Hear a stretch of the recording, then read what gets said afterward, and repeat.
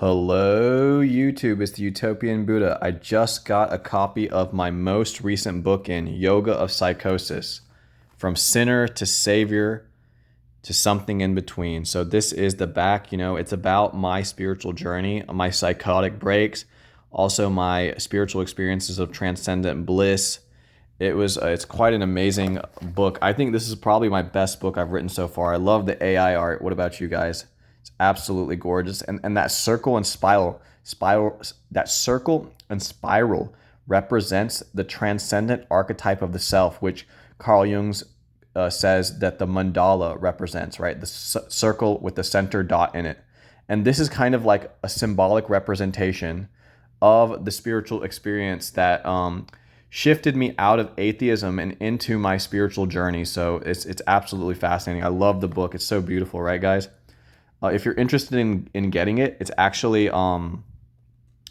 is actually available on Amazon. I donate all the profits to charity. So let me just show you guys, so I talk about my spiritual journey. Oh, whoa! I just flipped to the exact page I wanted to go to. I wanted to show you guys this page. So this is chapter 5 called Detour into Indian Spirituality. The hero's main feat is to overcome the monster of darkness. It is the long hoped for and expected triumph of conscious over the unconscious. So this is my writing right here. In the end, the ego can never achieve the final victory of light over darkness, of love over hate, of cosmic consciousness over the collective unconscious. Why? Because the ego exists as a boundary, a division between the conscious and unconscious.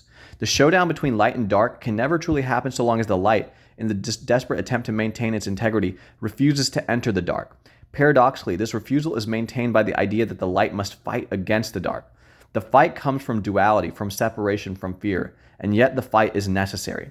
The integrity of the light must exist to paradoxically give itself over in sacrificial love to the dark. This sacrifice, this submersion of the undying light to the dark, again paradoxically results in the spiritual victory of light over darkness.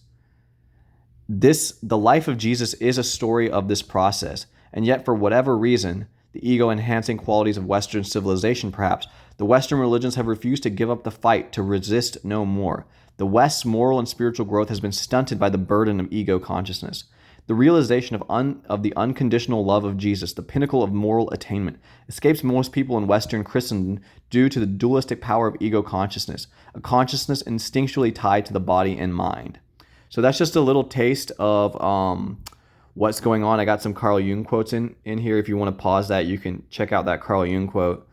And yep, this is my book, guys, Yoga of Psychosis. Have a good day.